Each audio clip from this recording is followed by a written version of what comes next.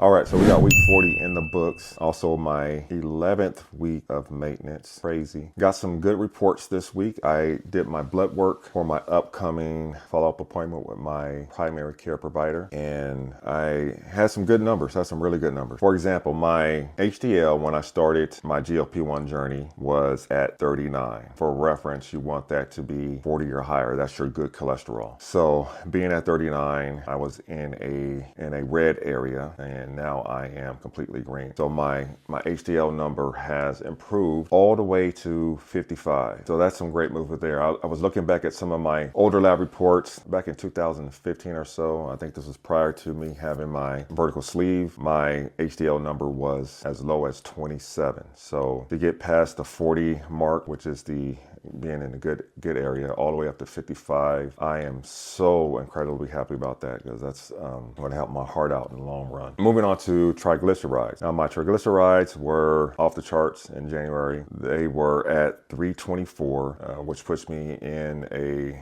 very high area. You want to be below 150 for this particular measurement. So being at 334, I was way off the charts, and I am now, and this is incredible to say, I am now down to just 72. And to put that in further context, back in 2015, my number was as high as 533. I was well on my way to some kind of heart disease, stroke, or something of that nature. My A1C was pre-diabetic. I was at 5.7 in January. I think in May I was at 5.2, and I am at 5.3, so I'm still well below the pre-diabetic level. And furthermore, I am way below my highest number of A1C that I have had recorded, which was 6.1, and that was in 2015. I was on my way to being a full-blown diabetic. So I am way out the danger zone in that regard. Now, as far as my blood pressure goes, I was stage 2 hypertensive, both my diastolic and systolic. I was 190. I think I was 149 over 94 before starting my GLP-1 journey, and now I am averaging in the neighborhood of 106 over 63. So these are incredible numbers. I have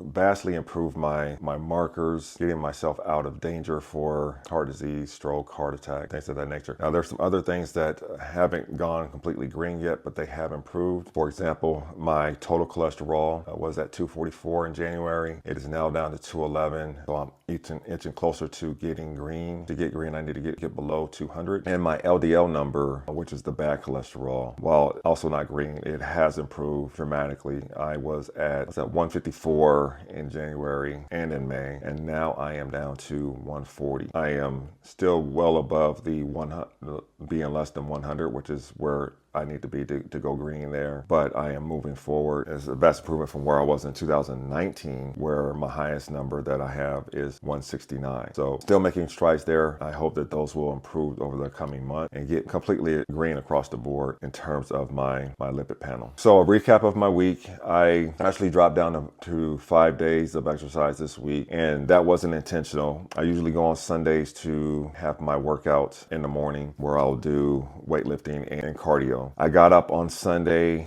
I got dressed, and I sat down, and I just couldn't find the motivation to go. Typically, I can will myself to it, and then once I get there and get going, I'm fine. And I also often find that those are often my best workouts, because, I didn't want to be there, but I went and did it anyway. But this Sunday, my body just, it just wasn't cooperating with me. My legs were hurting, my back was hurting. So I listened to my body, and I took the day off. I also took Wednesday off. So I only got 5 days of workout in, but I'm still happy about the level of workout that I got in. My body is feeling better. I focused on doing some stretching to loosen my muscles up and hopefully help out in that regard. I'm just having some pain in the leg that I had my hip replacement in, also with some groin pain and some low back pain. So I'm not sure if that's related to some kind of tightness that I'm experiencing. So I've been focusing on stretching in hopes to improve that. So we'll see how that goes. Now to my numbers for the week. I weighed in last week at 211.6, and I weighed in yesterday, which was the 18th, at 210.4. So that is a loss of 1.2 pounds. That presses me closer to being down 105. That puts me at 104.7 down since I started this journey on January 12th, when I was 315.1. That also pushes me past the 33% mark in terms of total percentage loss. I am now at 33.2, so I am officially down over 1/3 of where I was when I started this journey. And I just can't say enough about these medications. They have helped me so much in my health journey and my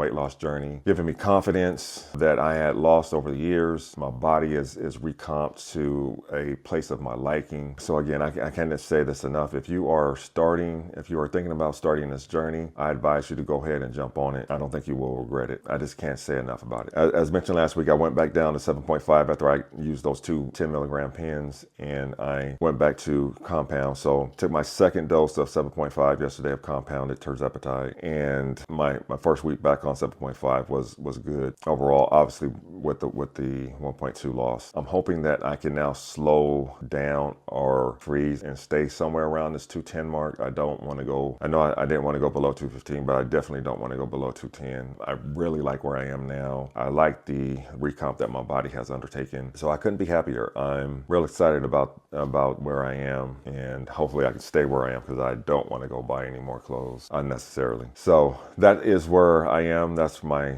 summary for the week. Thank you for checking in on me, and I will talk to you soon. Bye.